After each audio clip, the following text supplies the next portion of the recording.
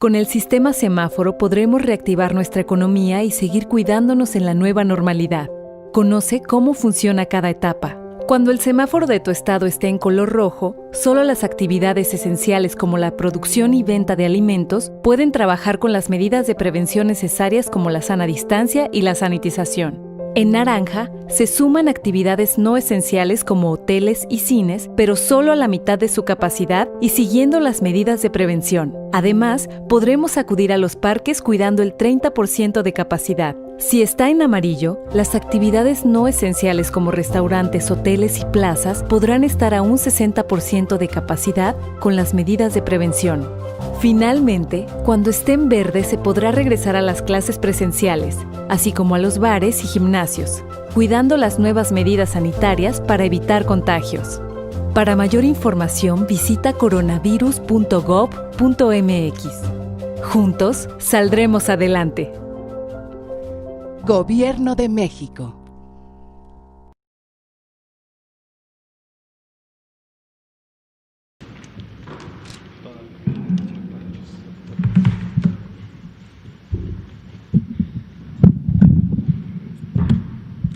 Muy buenas noches, son las 19 horas en punto de este domingo 19 de julio de 2020. Estamos en la Ciudad de México, en el Palacio Nacional, y vamos a presentar la conferencia de prensa diaria sobre COVID-19, la pandemia causada por el coronavirus SARS-CoV-2. Hoy vamos a tener el informe técnico con detalles de algunas entidades federativas, como lo hemos estado presentando desde el domingo pasado, y vamos a comentarles sobre una nueva herramienta que vamos a poner en funcionamiento a partir de hoy en la tarde, bueno, a las 8 de la noche, y es una herramienta que nos va a permitir que ustedes tengan acceso, todos los comunicadoras y comunicadores o cualquier persona en el país, en cualquier entidad federativa o en el mundo, en cualquier lugar, que puedan acceder a la información de México. Ya tenemos 2 medios de información semejantes que están a disposición pública desde el inicio de la epidemia. Uno es un portal de visualización de datos que coordina, elabora, produce el Consejo Nacional de Ciencia y Tecnología, a quien siempre le agradecemos mucho la colaboración que tiene para esta pandemia en todos los aspectos, la gestión de datos, los análisis, las predicciones matemáticas, la fabricación de los ventiladores, en fin, CONACYT ha sido una pieza clave para el manejo de esta epidemia. Le damos las gracias al Consejo, al Sistema Nacional de Humanidades, Ciencia y Tecnología y por supuesto a la directora general de CONACYT, la doctora Marielena Álvarez Builla. Entonces, este portal de datos ya lo teníamos.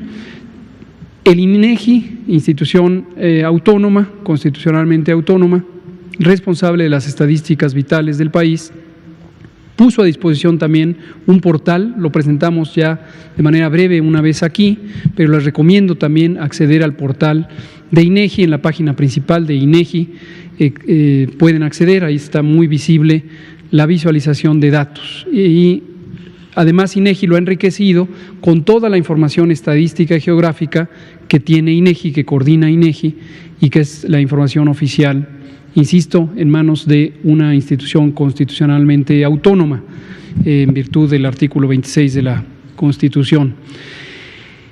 Y ponemos un tercer elemento, que es esto, y lo ponemos no para que haga ruido o compita con los otros, sino para que complemente precisamente a los otros elementos, porque queremos que toda la información que en algún momento hemos presentado aquí siga estando a la mano. En todo momento ha estado presente, lo hemos dicho cada vez que cambiamos el esquema de comunicación y explicamos el propósito, lo hicimos cuando cambiamos de fase 1 a 2, de la 2 a la 3, ahora que entramos en una nueva fase, todavía es la fase 3 en términos de la conducción de la epidemia, pero cuando empezaron ya estas dinámicas estatales muy particulares, entonces quisimos hacer énfasis en lo que es relevante para la población en cada lugar del país.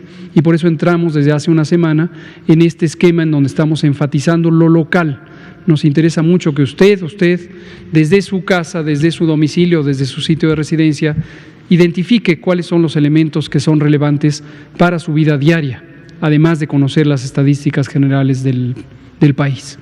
Pero en todo momento, cuando cambiamos de esquema de comunicación, toda la información que solíamos presentar sigue presente en el sitio coronavirus.gov.mx. Toda, absolutamente toda. Jamás vamos a quitar algo que ya estaba, porque sabemos que pudo haber generado una expectativa de uso y ahí ha estado todo el tiempo. Pero quizá algunas personas no se les facilita tanto el análisis de información y entonces, para facilitárselas aún más, hoy empieza en funcionamiento el portal de datos de la Dirección General de Epidemiología, que se anexa a lo demás. Y por supuesto, sigue y seguirá el acceso a los datos públicos, cosa que no existía nunca en la salud pública de México. Es la primera vez que en México los datos de una epidemia o del acontecer de salud pública se ponen a absoluta disposición. Absoluta es todo, excepto los identificadores personales, que obviamente no se pueden compartir. Todo lo demás está de acceso a la población. Y es lo que vamos a presentar hoy. Le pido al doctor Alomía si presenta el informe técnico y yo luego presentaré el portal. Con mucho gusto, señor secretario. Muy buenas tardes con todas y con todos. Bienvenidos a esta conferencia vespertina, ya la 142, si mal no recuerdo, si vemos la siguiente diapositiva, día número 49 de esta nueva normalidad. Veamos cómo están las estadísticas para el panorama del escenario nacional, que es la siguiente diapositiva.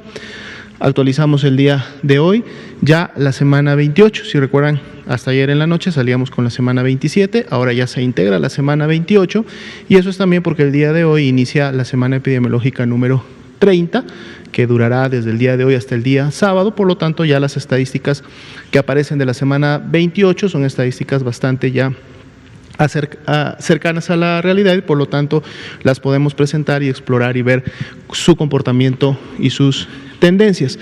Son más de 821,000 las personas que han sido clasificadas como casos sospechosos y han ingresado a un protocolo de estudio, y las podemos ver representadas por semana epidemiológica en cada uno de esos tres colores de las barras. La barra superior significa aquellas personas que ya dieron negativo a la prueba, es este color lila oscuro. Las barras café claro, que están en la parte basal, son las personas que salieron confirmadas, y las barras que están en el color naranja claro son aquellas personas en quienes todavía estamos esperando poder obtener un resultado de laboratorio. Como vemos, en la medida que nos acercamos a la semana más reciente, tenemos un número importante de casos aún sospechosos, cuyos resultados estarían saliendo en los siguientes días, pero entonces, para poder acercarnos a lo que está sucediendo en el país y en cada uno de los estados, lo que hacemos es estimamos los casos, es decir, tomamos todos los casos que están en las barras de color café claro, esos ya son casos confirmados, tomamos a todos ellos y además aplicamos el porcentaje de positividad vigente para cada una de las semanas, y en base a ese porcentaje de positividad estimamos confirmados también de estas barras naranja claro, las sumamos a los casos confirmados y entonces obtenemos los casos estimados, que son precisamente los que vemos en la siguiente diapositiva. Veamos cómo se ha comportado la curva de casos estimados, que es la curva azul claro, la curva en la parte superior.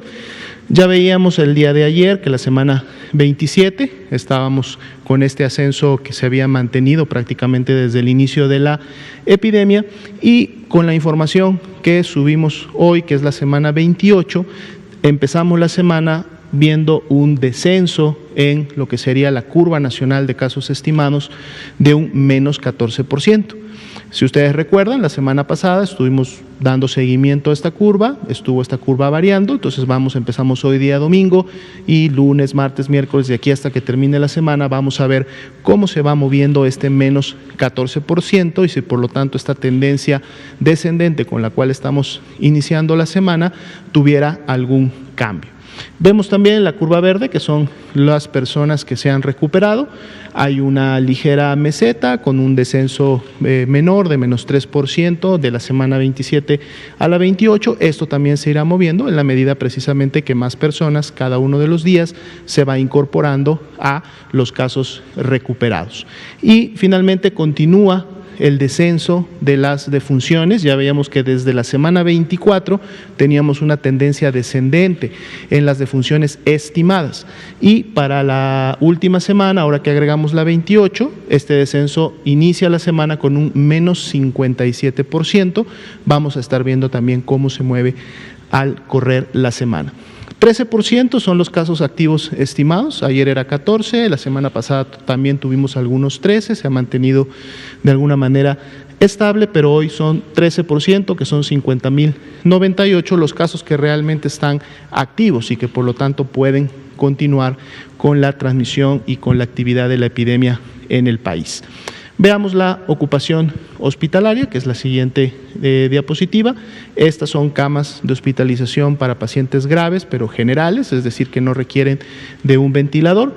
Vemos ya cómo el día de hoy el estado de Tabasco ahora está en un segundo lugar, ya incrementó su disponibilidad a un 22%. Ayer comentábamos que estaban trabajando intensamente en la reconversión de camas y hay todavía algunas camas que en los siguientes días se seguirán incorporando. Ahora es Nuevo León quien se ha mantenido también alrededor de este 80% de ocupación, el que ocupa el primer lugar.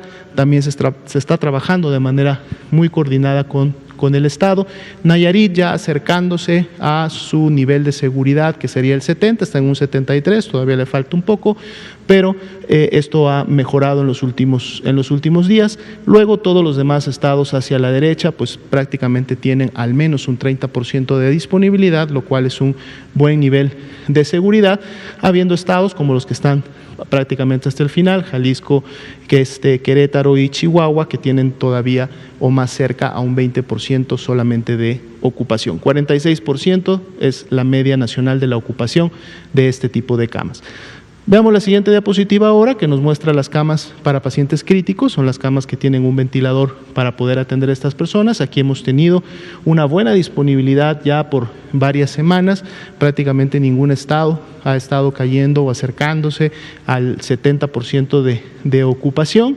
Y esto es bueno porque entonces quiere decir que las camas que en su momento están disponibles se han estado desocupando, y esto lógicamente da un nivel de seguridad para que si en caso las personas que están en camas generales se agravan y requieren de una atención más especializada, van a contar con una cama de estas características para poder recibirla. 38% es precisamente la ocupación a nivel nacional. Vamos a ver ahora el grupo de 3 entidades federativas. Son 3 entidades federativas del centro del país, de hecho todas ellas vecinas de la Ciudad de México. Vamos a ver al Estado de México precisamente, luego veremos a Hidalgo y luego a Morelos. Empecemos con el Estado de México. Vemos una tendencia más o menos en la presentación de sus casos, que parecía haber llegado a un primer pico importante en la semana 25, dado que en la 26 vimos un descenso. Sin embargo, en la 27 vuelve nuevamente a incrementarse, por encima inclusive de la 25, y ahora que anexamos la 28 volvemos a ver nuevamente un decremento. Hay una importante cantidad de casos aún sospechosos, es decir, que estamos esperando un resultado. Vamos a aplicar el porcentaje de positividad y entonces veamos en la siguiente gráfica cuál es el comportamiento precisamente de esta línea ya de los casos estimados. Aquí ya están los confirmados más los aún sospechosos por porcentaje de positividad, y aquí podemos ver con mayor claridad todavía cómo en la semana 23 llegaban a un primer pico, digamos, de esta cantidad de casos para cada semana. Luego vino un descenso importante que prácticamente se dio hasta la semana 26, luego viene este incremento en la semana 27, que ya lo veíamos un poco en la diapositiva anterior, pero ahora en la semana 28 vuelve a haber nuevamente un descenso de un menos 26% si comparamos lo de la 28 a la 27. Entonces, por lo pronto, en el caso de que hubiera podido iniciar algún tipo de rebrote, ahorita vamos a ver los municipios, al menos muestra nuevamente una tendencia descendente. Vamos a ver cómo se sigue comportando esto en el transcurso, lógicamente, de la semana. Igualmente, los casos recuperados, en la medida que también disminuyeron los casos confirmados, también disminuyeron los recuperados, pero a seguido, si vemos la tendencia, la figura que se forma es prácticamente ha seguido la misma forma que la de los casos estimados superiores. También desde la semana 24 se mantiene el descenso en las defunciones para el Estado, siendo de menos 59% los decesos de la semana 27 a la 28. Los casos activos para ellos representan el 8%, lo que quiere decir que la epidemia reciente es menor en relación a las medias nacionales, son 4.565, y lógicamente responden a este descenso importante que hubo en las últimas semanas. Vamos a ver los municipios del Estado de México que en su momento contribuyen a esta gráfica de manera más importante. Definitivamente resalta el municipio de Toluca. Desde un inicio, al igual que todos los demás, empezó con un ascenso continuo que en su momento llegó a un primer pico en la semana 23. Luego viene este descenso importante que es prácticamente similar al que vemos en el Estado, con un incremento en la semana 27 y nuevamente un descenso importante en la 28.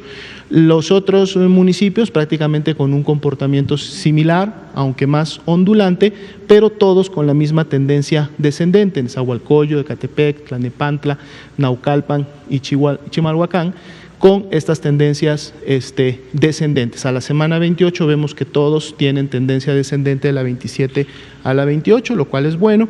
Sin embargo, el llamado a la población es continuar aplicando las medidas correspondientes de sana distancia y de prevención de contagios para que entonces este descenso pueda continuar y no tengamos un nuevo incremento o una nueva oleada de casos en semanas más recientes.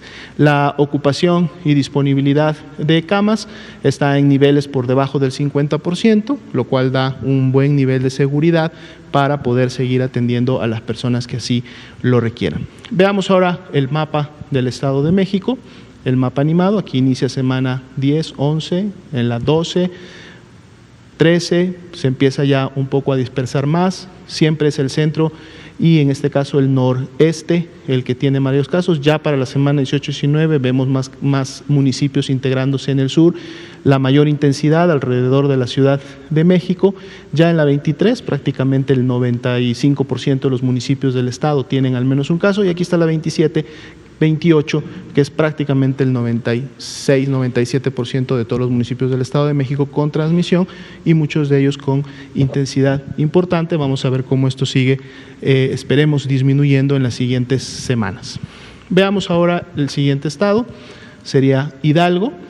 Aquí vemos una imagen que ya la habíamos visto también en otros estados de la República, que es esta tendencia tipo meseta, una estabilidad todavía en la parte superior, que no evidencia un descenso, más bien pudiéramos notar un poco en la semana 28 un ligero incremento, sobre todo cuando nos concentramos en los casos confirmados. Vamos a ver la siguiente diapositiva, donde ya tenemos ahora sí las tendencias de los casos estimados. Aquí podemos ver más claramente cómo se formó esta meseta después de la semana 21, prácticamente la 22. Sin embargo, en vez de continuar o en su momento presentar en las últimas semanas un descenso, más bien en la semana 28 estamos viendo un incremento que es de más 10%.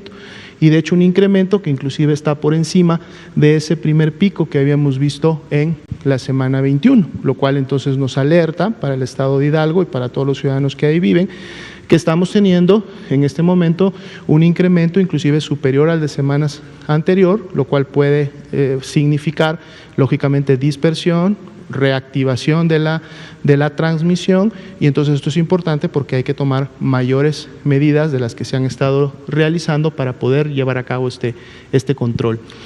Casos recuperados, también se ve claramente la meseta, un menos 8% en las últimas 2 semanas, y por lo menos sí desde la semana 26 y para las últimas 3 una tendencia descendente en lo que se refiere a las defunciones, siendo de menos 40% la comparación entre la 27 y la 28. Sus casos activos estimados, es decir, la epidemia activa para el estado de Hidalgo, están representados por el 13% de todos los casos estimados que hasta el momento han tenido. Veamos los municipios que contribuyen a estos gráficos. Vemos claramente al municipio de Pachuca, que es el que ha tenido la mayor tasa de incidencia. Es precisamente la que contribuyó en manera importante a este pico que vimos en la semana 21 y luego este descenso, pero podemos ver también que en la semana 28 una tendencia ligeramente descendente que venía presentando el municipio de Pachuca, nuevamente vuelve a incrementarse de la 27 a la 28. Y si vemos los otros municipios como Mineral de Reforma, Tulancingo y Tizayuca, también tienen incrementos en sus tendencias, son ascendentes de la semana 27 a la 28, más allá de que Tulancingo ha estado presentando una tendencia ascendente prácticamente desde que inició con los casos. Solamente Huejutla y Tula son los que han evidenciado en las últimas semanas algún descenso importante. Sin embargo, veamos que también Tula de la semana 27 a la 28 también empieza a tener nuevamente un incremento. Entonces, esto es un alertamiento, hay que lógicamente llamar a la población del estado de Hidalgo y de estos municipios que en base a esta información estamos viendo otra vez que se incrementa la transmisión, se incrementa la cantidad de casos, entonces hay que tomar medidas importantes como comunidad, como gobierno, para evitar que esto luego genere mayor problema. La buena noticia es que la ocupación tanto de camas generales como críticas está en un nivel todavía de mucha seguridad. Veamos el mapa animado para ver cómo en el tiempo Pachuca fue el primero en iniciar, luego empieza a haber transmisión prácticamente en la misma área, pero un poco más dispersa, empiezan ya a haber algunos municipios en el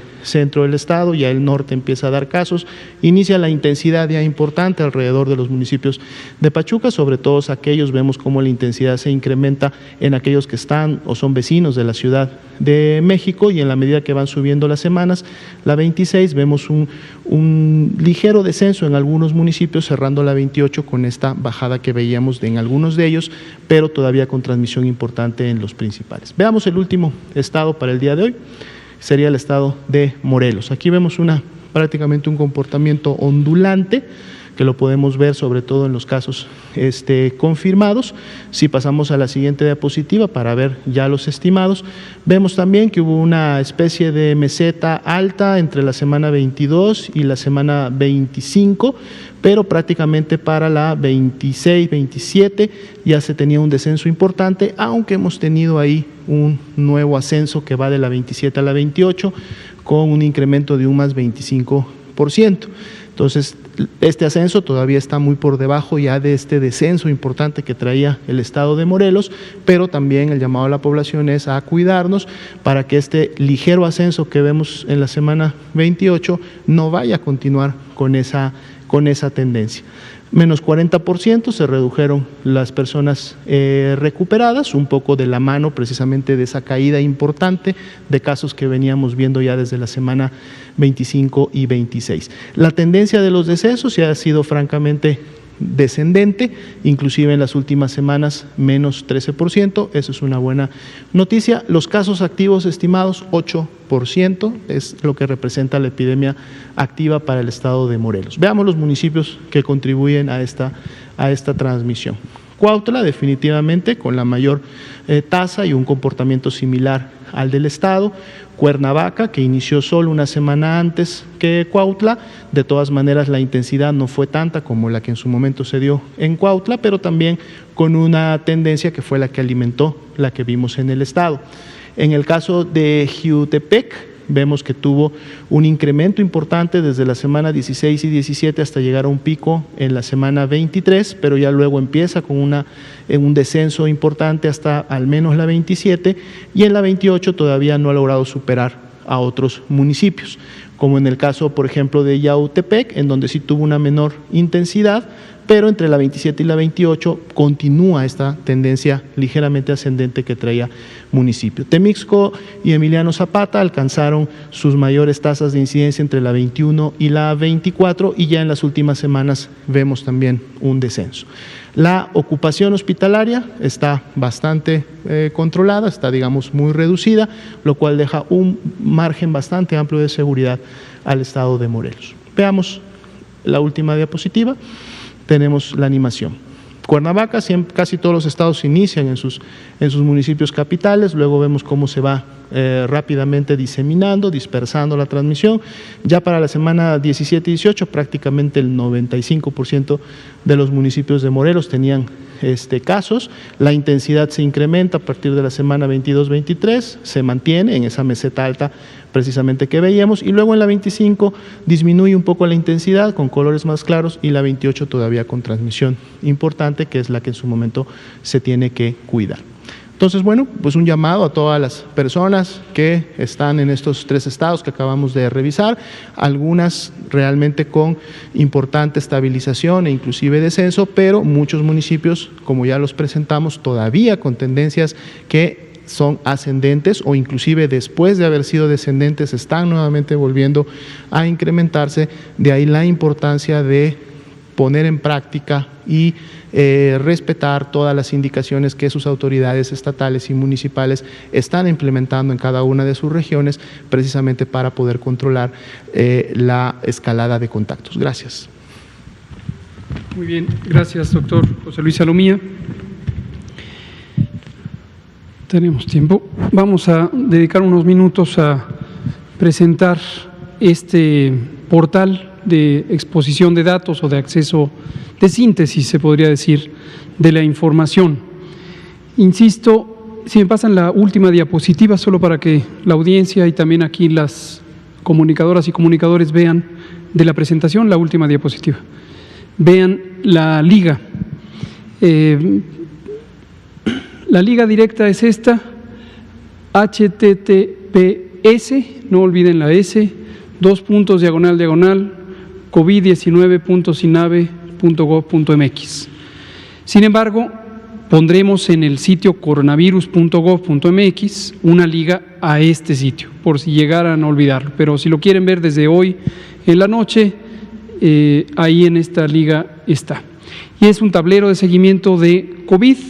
Insisto, se suma a otros 2 ya existentes desde hace muchas semanas, meses, en particular el que CONACYT nos ha ayudado a construir y que administra CONACYT y que se accede desde el portal coronavirus.gov.mx, el de INEGI, que no es del gobierno, es de INEGI, que es una institución autónoma, y Veamos qué aporta y van a reconocer que son exactamente las gráficas y representaciones en mapas que aquí solíamos comentar y que estuvimos presentando durante una buena parte de mayo, todo junio, y recientemente cambiamos. La siguiente. Ahora sí, el portal, por favor. Entonces vamos a verlo de manera interactiva, solo que aquí donde está la pestaña para cambiar las opciones. Si pueden subir, suban. Aquí, eso, ahí. Seleccionar una opción. Son varias las opciones de visualización y por supuesto pidan, encantados de que lo que ustedes consideren que les resulta útil, la ciudadanía lo puede hacer, los comunicadoras y comunicadores, si consideran algo que les gustaría tener para facilitarles el trabajo de comunicación, la visualización, la representación de los datos, las tendencias, con todo gusto pidan y se les pondrá a disposición. Lo que hoy está en el menú es mapa de casos acumulados, que es este que estamos viendo, mapa de casos activos estimados, que es el que representa la actividad de la epidemia. Los casos acumulados, esto lo hemos comentado en innumerables ocasiones, es común que los medios de comunicación en México y en el mundo entero, es común incluso que las organizaciones mundiales y regionales de salud pública tengan la presentación de los casos acumulados. Sin embargo, esto tiene una enorme limitación para una enfermedad de corta duración. Gruesamente, COVID se presenta en 80% de las personas como una enfermedad que dura 14 días. Por supuesto, en 20% puede ser una enfermedad de mayor duración, pero 14 días y se resuelve espontáneamente. Entonces, estar sumando los casos desde el inicio de la epidemia es relativamente poco informativo, pero además a veces confunde, porque da la impresión de que ese es el tamaño del reto de atención de la epidemia, o que ese es el tamaño de la contribución de los casos activos a la transmisión, y no es el caso. Solamente las personas en los últimos 14 días contribuyen a los contagios, y solamente las personas en los últimos 14 días, quienes se enfermaron en los últimos 14 días, tienen un problema que necesita atención. Por supuesto, hecha la aclaración de que hasta 20% pueden necesitar hospitalización y tardan más en recuperarse. Y por supuesto, plenamente conscientes que algunas personas desafortunadamente fallecen y obviamente ya no se resta el impacto que tuvo la epidemia en ellas y ellos. Tenemos también mapas de tasas de casos activos. Hay una de casos, otra es de tasas, es decir, la incidencia, otra es de casos acumulados y sus incidencias, y una gráfica de defunciones, también ahí está, y una gráfica de confirmados respecto a los sospechosos. Vamos a poner el verde, el de casos activos estimados, el segundo, para que vean otras utilidades. No, entonces póngame el otro. El verde, casos, es que es el de tasa, exactamente. Pónganme el de mapa de tasas de casos activos, mero, el verde. Ya que están en este mapa, con el cursor, si traemos el cursor para acá, los superponemos a alguno de las entidades federativas, ahí se ve el dato específico de la entidad federativa. Aquí, Zacatecas, tomemos otro, Durango, 38.43, Chihuahua, 14.84, Sonora, 44.25. Esta es la incidencia de casos activos, incidencia. Y esto lo que puede ayudar es hacer comparaciones entre una entidad federativa y la otra, si eso es un asunto de interés. Vamos a pasar a otro. Vámonos a la si recargan la página y volvemos al inicio. Y nos vamos al tablero ahora para ver la síntesis. Pero ¿cómo hacemos para que se desplieguen las otras?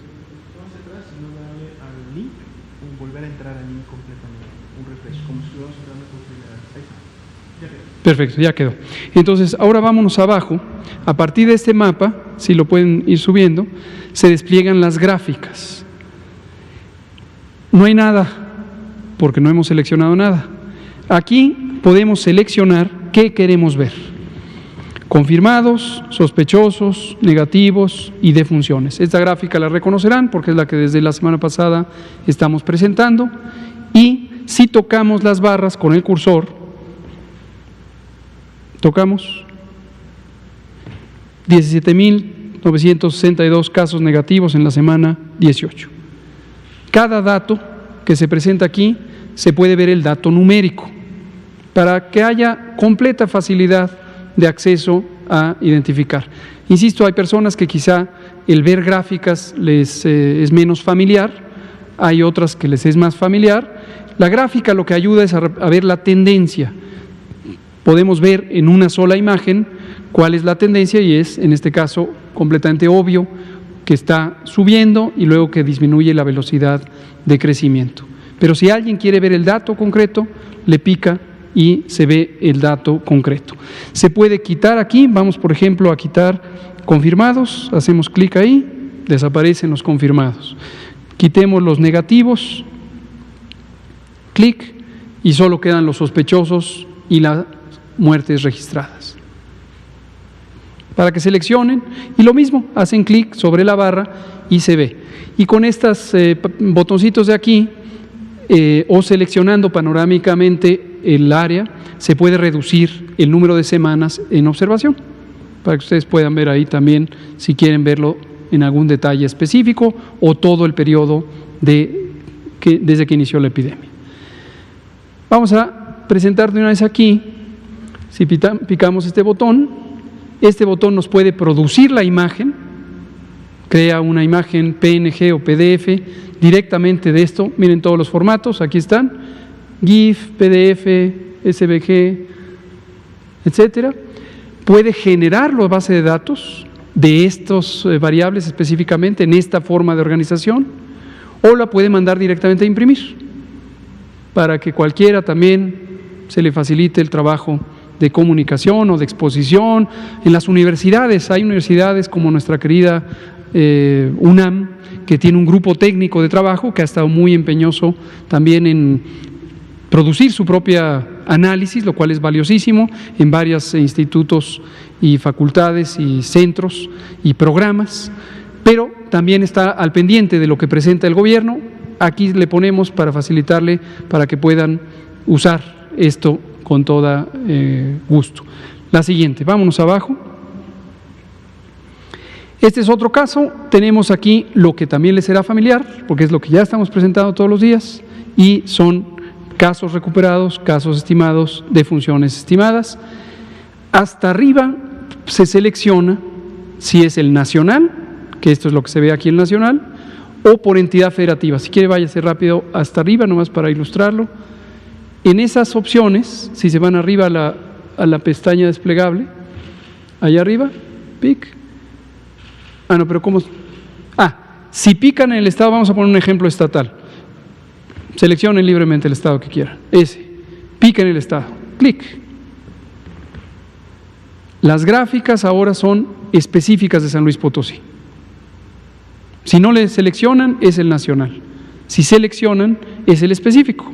Y aquí está San Luis Potosí, los títulos se actualizan, ahí dice San Luis Potosí, y funciona de la misma manera, pero es la información específica para un estado. En este caso fue San Luis, el estado que ustedes quieran se selecciona. Vámonos para abajo. Seguimos con el ejemplo estatal, ahí está San Luis Potosí, estas son las trayectorias, me parece que ya lo habíamos presentado en días recientes o está por presentarse.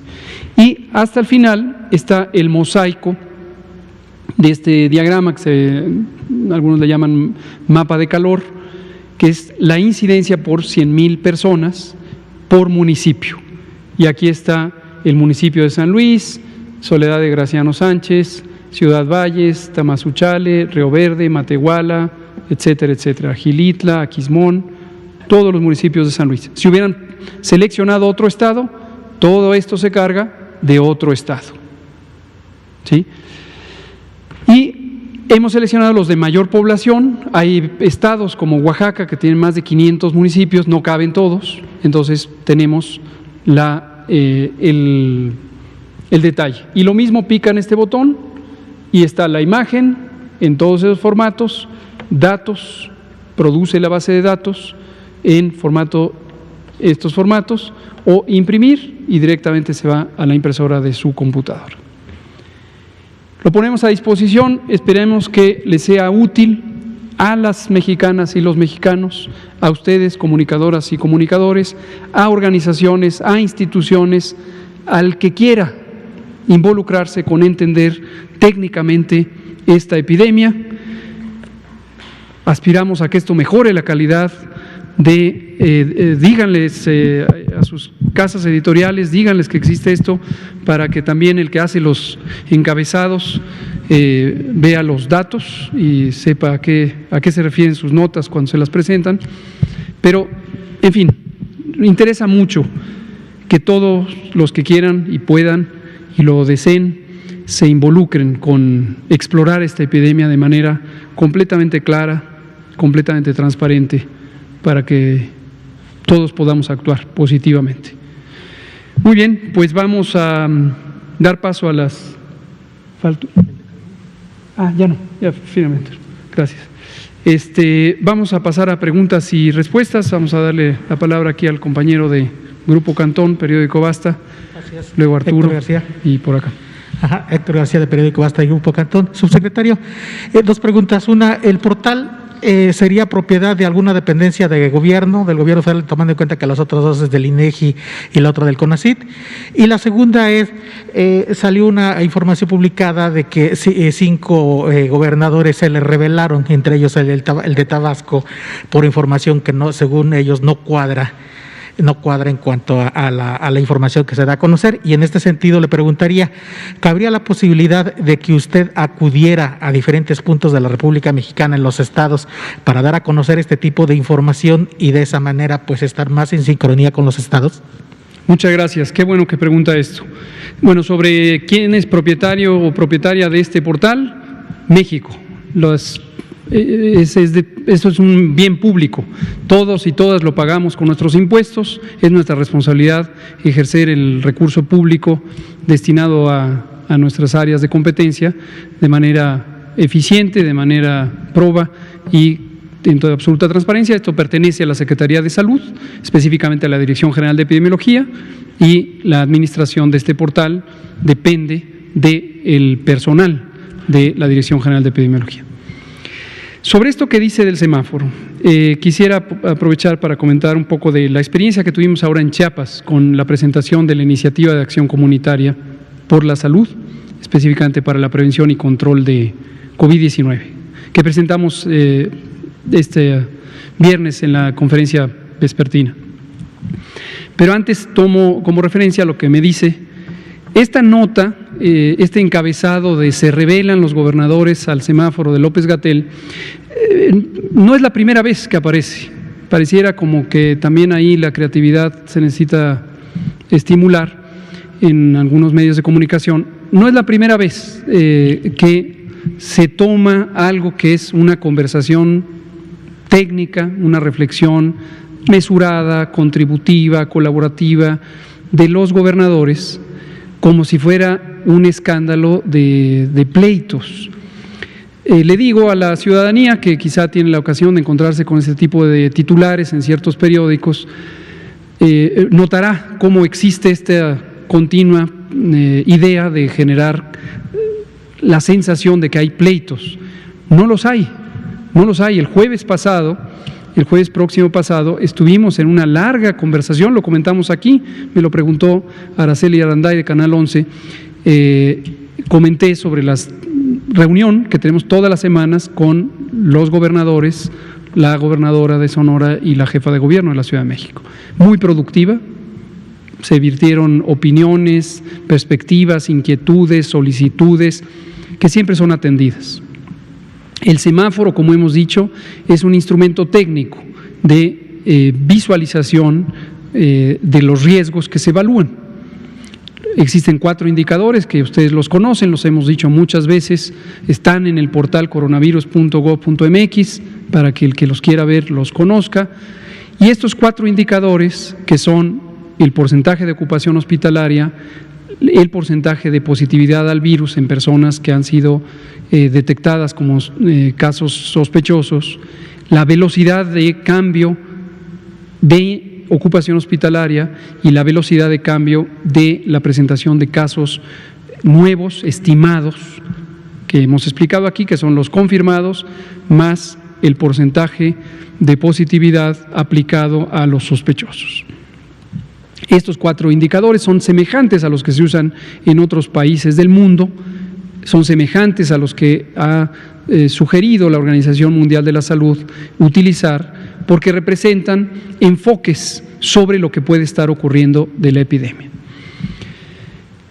La consecuencia del semáforo está estipulada en el acuerdo del secretario de Salud publicado en el Diario Oficial de la Federación el 14 de mayo, en el que se identifica 4 niveles de riesgo con los mismos 4 colores: rojo, naranja, amarillo y verde, y la indicación del tipo de actividades sociales y económicas que se pueden abrir.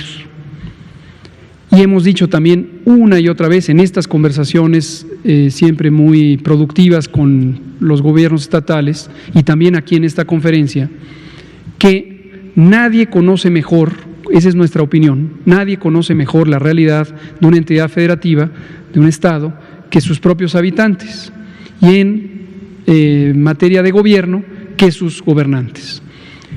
Y hemos dicho que respetamos y respaldamos generalmente las decisiones que toman los gobiernos estatales cuando incrementan la precaución. Pongo un ejemplo de esta semana. Baja California, el estado de Baja California, de acuerdo a nuestra evaluación, con la metodología que usamos, por cierto, CONACYT también aquí contribuye mucho, y el grupo de matemáticas y matemáticos que coordina CONACYT y que son de instituciones públicas de investigación y educación superior, hacen un trabajo fenomenal, porque es indispensable también tener gente tan talentosa, tan competente, que haga estas evaluaciones y de manera un tanto separada de la acción de los funcionarios de gobierno. Regreso al ejemplo, Baja California, en esta semana salió con naranja, de acuerdo a nuestra evaluación. Sin embargo, el gobierno de Baja California decidió mantener la perspectiva del rojo. Excelente, nos parece excelente decisión la que hace el gobierno de Baja California, su gobernador, su secretario de Salud, porque están tomando una decisión sumamente responsable de cuidar al máximo a la población de Baja California.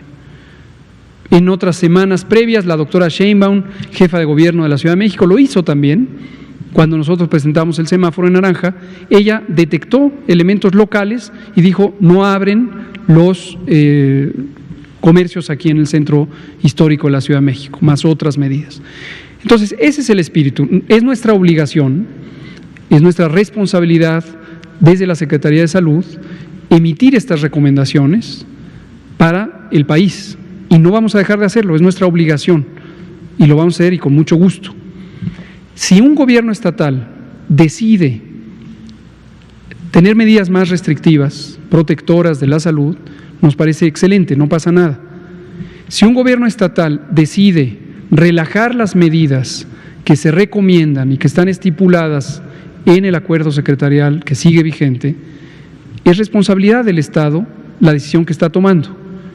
Nosotros no nos vamos a contraponer contra ellos, pero no perdamos de vista, también lo hemos dicho muchísimas veces, las autoridades sanitarias están claramente estipuladas en la Ley General de Salud.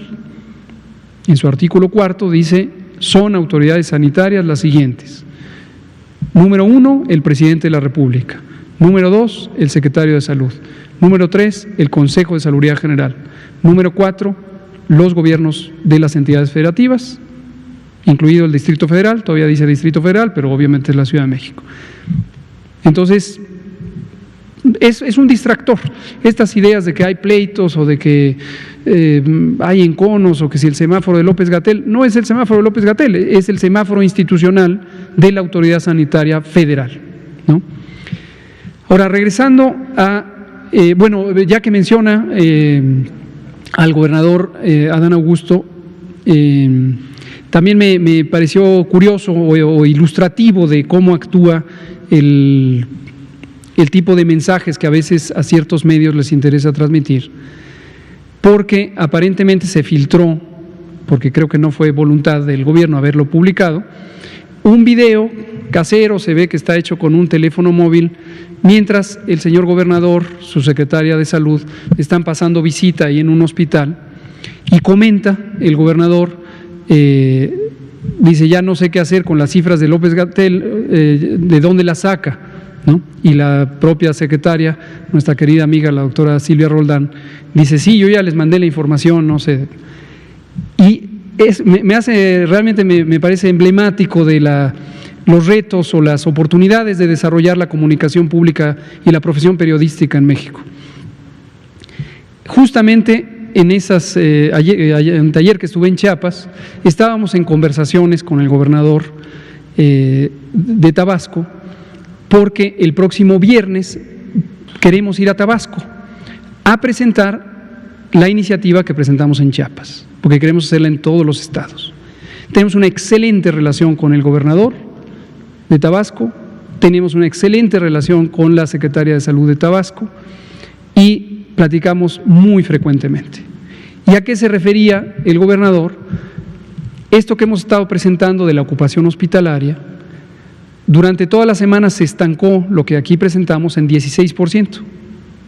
Y la razón era un pequeño desfase del nivel técnico de la persona encargada de subir los datos de ocupación a la plataforma. No tenía todavía todo el proceso de registro de las nuevas camas que fueron habilitadas. Así de sencillo. Intercambié mensajes con el señor gobernador, con la doctora Roldán, misterio aclarado. Pero la prensa le da este carácter de que hay un encono y se pelearon, ¿no? Ojalá que para bien de la población, ojalá que suba el nivel de la actividad periodística en México. Estamos en una pandemia, que no se nos olvide que estamos en una pandemia. La responsabilidad de comunicar bien para ayudar a la población o comunicar mal para generar encono, pues al final del día será evaluada, supongo, de acuerdo a las contribuciones. Muchas gracias. Vamos a darle la palabra a una persona de acá y una persona de acá. Está usted, por favor, adelante. Gracias. Carlos Padilla, de la revista Zócalo, doctor Gatell. Gracias, Carlos. Hace unos días, conversando con el presidente municipal de Nezahualcóyotl, Hugo de la Rosa, me comentaba su preocupación porque el gobierno del Estado de México no había instalado un hospital provisional que él requería o pensaba que era importante para evitar la saturación de los hospitales COVID, La Perla y otro, allá en Nezahualcóyotl, y porque pues, los enfermos que no son COVID pues también requieren, sobre todo la gente que tiene enfermedades graves, requieren de una atención, continuar su atención. Y él me decía que bueno, pues estaba esperando la instalación de ese hospital provisional en Nezahualcóyotl. Pues quería saber si usted tiene noticias, si está en curso o ya se está instalando o qué va a pasar con esa petición, dado que Nezahualcóyotl, como usted nos ha informado todos los días, pues aparece entre los estados, entre los municipios más afectados por el COVID. Y también le preguntaría, pues a principios de semana nos dieron una buena noticia aquí de que ya se habían desarrollado 2 prototipos de ventiladores que podrían fabricarse en México, y yo os preguntaría qué cálculos tienen ustedes para cuándo estarían los primeros ventiladores de ese tipo, por favor. Con mucho gusto, gracias. Sobre el caso particular del municipio de Nezahualcóyotl y este diálogo que tiene con el gobierno estatal del Estado de México, no tengo detalles. En general, y esto también retomando este tema de las autoridades sanitarias estatales, recordarán que en los acuerdos de la Secretaría de Salud, algunos de ellos están amparados en sesiones correspondientes del Consejo de Salubridad General, quedó explícito la responsabilidad de los gobiernos estatales de emprender sus procesos de reconversión hospitalaria. Esto el 30 o el 31 de marzo. Los estados tienen la responsabilidad de emprender sus reconversiones hospitalarias. Eso lo planteamos el 31 de marzo. Está publicado en el Diario Oficial. Entonces, la mayoría, casi todos diría yo, los estados, de manera muy expedita, empezaron a emprender actividades de reconversión hospitalaria. Algunos, de hecho, Tabasco es un excelente ejemplo, por cierto, ya lo habían empezado a hacer antes, de motu propio, y Veracruz también y demás. Entonces, en un momento dado, la reconversión, específicamente cómo se diseña, lo hace el gobierno del Estado. Donde existen hospitales de instituciones nacionales como el IMSS, el ISSSTE, Pemex, los apoyos que está dando Sedena, la Secretaría de Defensa Nacional y la Secretaría de Marina, o lo que coordina el Instituto de Salud para el Bienestar, donde más de 39 hospitales fueron rescatados. ¿Se acuerdan de aquellos 317 hospitales que quedaron abandonados en la administración previa? Varios de ellos, en este caso son más de 39, se tomaron y se dijeron, bueno, vamos a sacarlos ya. Y con el apoyo de ingenieros militares se pusieron en marcha en tiempos verdaderamente cortos. Los apoyos han sido diversos, pero cuando se le requiere al gobierno federal, por supuesto estamos prestos para apoyar. Si el propio Estado tiene un diálogo con los municipios y ahí se resuelve, pues ya no hay ningún otro elemento pendiente. Sobre los ventiladores, vamos más allá de lo que usted está planteando, porque los ventiladores no son prototipos, ya se fabricaron. Los primeros más de 150 ya se fabricaron. Este es el ventilador Hecatl 4T para adultos y Gatsi. Gatsi me parece una palabra muy hermosa que significa suspiro en otomí, y es un ventilador especializado para niños. Estos ya fueron fabricados, los primeros 150, de ellos ya se fueron, 130 están en Veracruz, en uso ya, y los otros 10 se iban a ir a Oaxaca. Ignoro en este momento en qué fase van, pero se van a ir a Oaxaca. Se seguirán produciendo y conforme se sigan produciendo, se irán posicionando en donde haga falta. ¿Usted lo tiene o CONACYT? No tengo el detalle, lo presentó hace unos días la doctora Álvarez Builla, pero lo podemos presentar. Yo creo que en la página de CONACYT debe estar ahí el dato técnico de la velocidad que se producen. Bien, por último, algunos partidos políticos están pidiendo que la comparecencia de las autoridades de salud, ¿qué opinión tiene usted de? Al parecer no ven todas las tardes las conferencias de usted, pero creo que necesitan que usted vaya a explicarles de manera personal la información que todos los días da. Sí, el Poder Legislativo nos ha requerido en un par de ocasiones, tuve el honor de presentar frente a ellas y ellos, tanto en el Senado como en la Cámara de Diputados. No fue en calidad de comparecencia, aunque en el formato un poco se parecía, y lo hice con muchísimo gusto. La verdad es que creo que el diálogo con los tres poderes de la Unión o entre los tres poderes también es muy fructífero. A veces puede haber alguna duda específica, a veces otros temas más complejos, y quienes trabajamos en el Poder Ejecutivo estamos siempre a disposición de que el Poder Legislativo nos llame a lo que considere pertinente. Muchas gracias. Vámonos por acá, el colega del Universal. Gracias, subsecretario. Buenas noches, Alain Arenas del periódico El Universal. Me gustaría preguntarle, solamente ponerlo en contexto, se realizó un torneo de pretemporada de fútbol en estos momentos en Guadalajara y Ciudad de México. En ambas sedes pues hubo al menos 3 casos, un entrenador, 2 jugadores. Me gustaría preguntarle qué tan peligroso podría ser para personal que trabaja, que estuvo en contacto con estos futbolistas y para otros jugadores, qué tan peligroso es que precisamente pues hayan tenido contacto con ellos. En una segunda pregunta me gustaría preguntarle, ¿ustedes pueden sancionar a personal de la Liga MX que incumpla el protocolo de salud que ustedes ayudaron a crear con este organismo?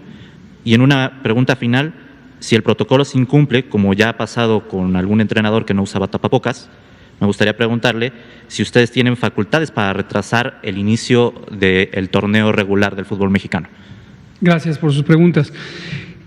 Efectivamente, ha habido casos de COVID, personas enfermas de COVID, entre jugadores, entrenadores y otro personal de las ligas deportivas, específicamente las ligas de fútbol. Por eso hemos recomendado desde el inicio que las actividades deportivas profesionales que tienen grandes públicos no pueden abrir sino hasta el semáforo verde, porque obviamente la densidad poblacional en espacios limitados, como pueden ser los estadios, podría propiciar contagios de manera masiva. Pero los jugadores, los equipos pueden realizar actividades y es muy deseable que cuiden todas las medidas de seguridad sanitaria. Existen las generales, que hemos dicho una y otra vez, se han publicado en el Diario Oficial.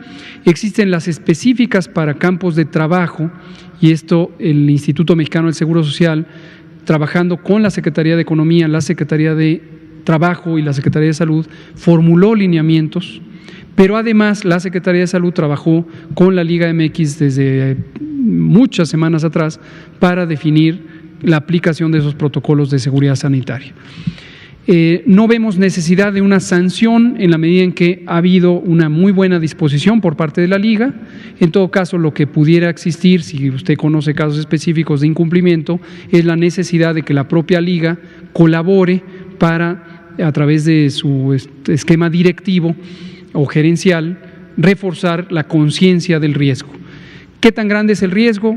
el mismo que es para cualquier otra persona. En general, los deportistas profesionales y hombres o mujeres son gente joven y tienen un riesgo menor, a menos que padezcan alguna de las enfermedades crónicas ya conocidas que incrementan el riesgo de COVID.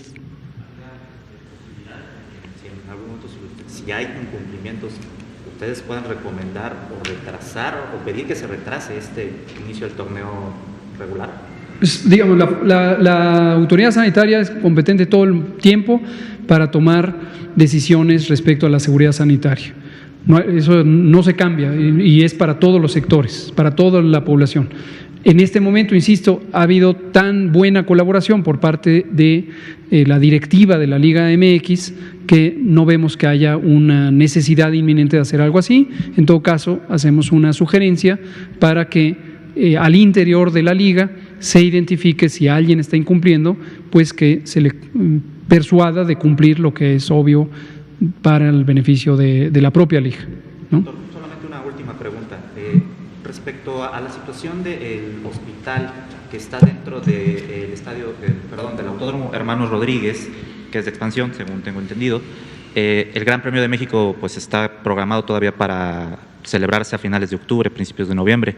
¿Cuál es el estatus de este pues, hospital?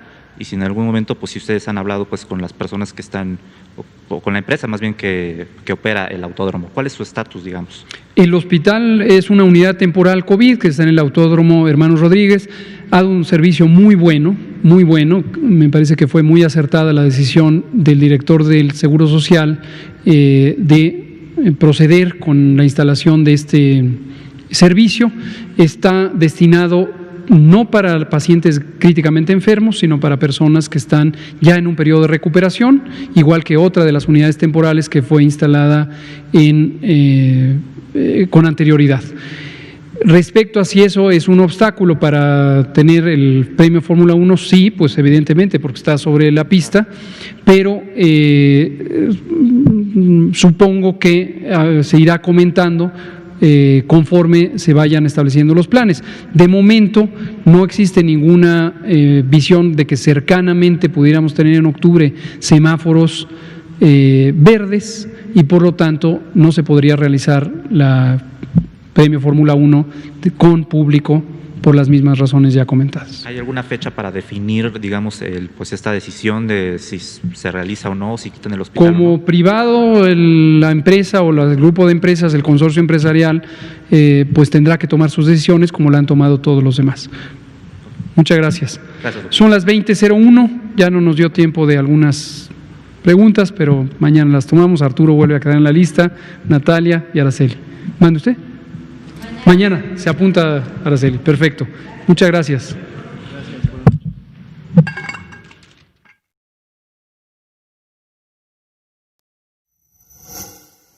Gobierno de México. En diciembre de 2019, China alertó al mundo sobre la presencia de un nuevo virus en la ciudad de Wuhan. La nueva enfermedad COVID-19 se esparció rápidamente y en marzo de 2020 la Organización Mundial de la Salud declaró la pandemia y con ello la puesta a prueba de los gobiernos y sus sistemas de salud. De acuerdo con el doctor Hugo López-Gatell, subsecretario de Prevención y Promoción de la Salud, frente a esta alarmante situación, el Gobierno de México inició los preparativos desde los primeros días de enero. El binomio fundamental para enfrentar la contingencia sanitaria se definió desde el principio: el gobierno y el pueblo de México. La confianza del pueblo en su gobierno y la puesta en marcha de una acertada estrategia basada en evidencia científica se convirtieron en una auténtica epopeya que logró, al enfrentar la pandemia, que en México la infraestructura sanitaria no fuera desbordada, un objetivo sustancial que por desgracia no pudieron cumplir algunos de los países más ricos de la Tierra. El primer paso fue fortalecer el resquebrajado sistema de salud. Se incrementaron rápidamente el número de hospitales y de camas hospitalarias. Las unidades de cuidados intensivos pasaron de 3.552 en enero a 10.360 al 10 de julio de 2020. El personal de salud se incrementó en 47.039 personas. Desde el primer momento y en coordinación con las autoridades de salud, las acciones del CONACYT formaron parte del torrente de iniciativas para enfrentar la pandemia. el presidente Andrés Manuel López Obrador dio la instrucción precisa al CONACYT de priorizar la fabricación de ventiladores en México. Con ese fin, hemos coordinado saberes y esfuerzos en ciencia, tecnología e innovación, de integrantes de los centros públicos de investigación, de instituciones de educación superior y de empresas privadas con ética social y vocación solidaria. En medio de la pandemia y las dificultades que impuso la escasez de suministros, emprendimos el proceso de diseño, elaboración de prototipos, difícil obtención de partes y componentes, así como pruebas diversas con altos estándares de seguridad biomédica y calidad de ingeniería. Es un proceso que en condiciones normales se lleva de 3 a 5 años y pudimos concluirlo en tan solo 5 meses. Es el nacimiento de una industria nacional para salvar vidas, una hazaña de la voluntad, del conocimiento y de la cooperación. Tendrían que ser ventiladores mecánicos invasivos, 100% mexicanos, económicos. Ahora podemos producir ventiladores de alta calidad a precios menores que los del mercado. Esta primera remesa no hubiera sido posible sin la participación del equipo del CONACYT, de las instancias de salud y otras del gobierno federal, de instituciones de educación superior y de empresas sin fines de lucro. A todas y todos expresamos reconocimiento. De manera especial, nuestro reconocimiento a la Fuerza Aérea Mexicana, que nos apoyó decididamente con el transporte de piezas. Ejecatl 4T es un ventilador que tendrá patente del Estado mexicano, un equipo médico de altos estándares de seguridad biomédica y calidad de ingeniería, 100% mexicano, diseñado en el Centro de Ingeniería y Desarrollo Industrial CIDESI, Centro Público de Investigación del CONACYT. Posee un microcontrolador capaz de calcular y aplicar la presión necesaria durante los ciclos de ventilación en pacientes, a través de una bolsa autoinflable conocida como Ambubaj. GATSI. Este modelo fue diseñado por especialistas de la empresa Didetec, con transferencia tecnológica y escalamiento con apoyo de CIDESI y del CONACYT. La ventilación mecánica está basada en un sistema de control por microprocesadores que son accionados neumáticamente. La unidad de control que posee este equipo tiene la capacidad de calcular y aplicar las funciones necesarias para impulsar la ventilación mecánica controlada o asistida durante los ciclos de ventilación en pacientes adultos y pediátricos. Ambos modelos fueron probados en pulmones artificiales y sistemas biológicos. Cumplen con especificaciones internacionales. La creación de estos equipos médicos demuestra la capacidad científica y tecnológica del Sistema Estatal Mexicano de Humanidades, Ciencias, Tecnología e Innovación. Los ventiladores Ejecatl 4T y GATSI son prueba contundente de independencia y soberanía científica y tecnológica.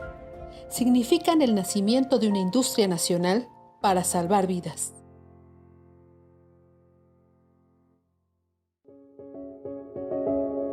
CONACYT, Ciencia por México. Gobierno de México.